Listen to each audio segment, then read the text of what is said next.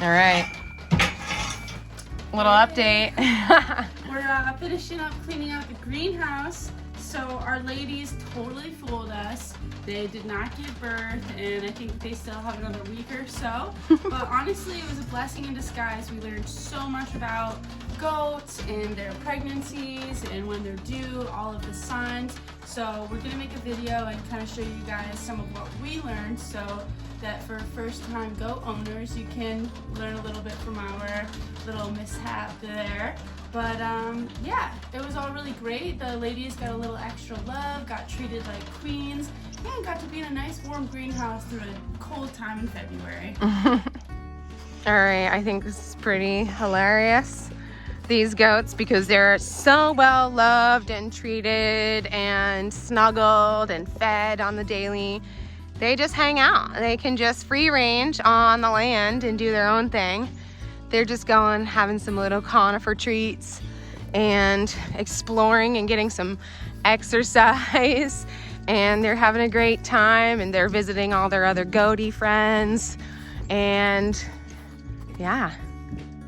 All right, so it's really sunny out here. Excuse my eyes, but we are bringing all of the manure, the straw, the hay, manure, and everything from the goats, both from the greenhouse and from all of the goat shanties, the various goat shanties. And the cool thing is we're bringing that straight out into the garden because it can be meshed right in there. So even though there's lots of snow on top of the garden right now, we can bring out the goat manure. I'm kind of falling through the snow here, and mix that into our garden so it starts settling into the spot here. Also, the really fun part about this is that we're turning this whole section into a big Hugo mound, and we're gonna be turning it into like a big squash spot. So squash and pumpkins, everything along those lines. So we're building up the manure in different materials, like we'll put some branches in here, and we'll put all kinds of wood chips in here, and then those will work with the manure and make a really nutrient soil for everything. It's really exciting. Start taking away all these layers of old manure and chicken poop and stuff, and we'll fill up the sleds, and I'd like you guys to drag it over there. We're starting that big squash mound, and you can see the other layers of hay and bunny poop and stuff over there. Okay? Sound good? Hey y'all, we wanted to share a little update with you.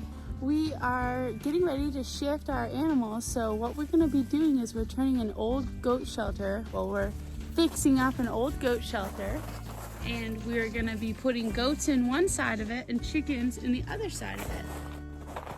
It's very exciting stuff. So first things first is that we have to take away and remove all of the old manure.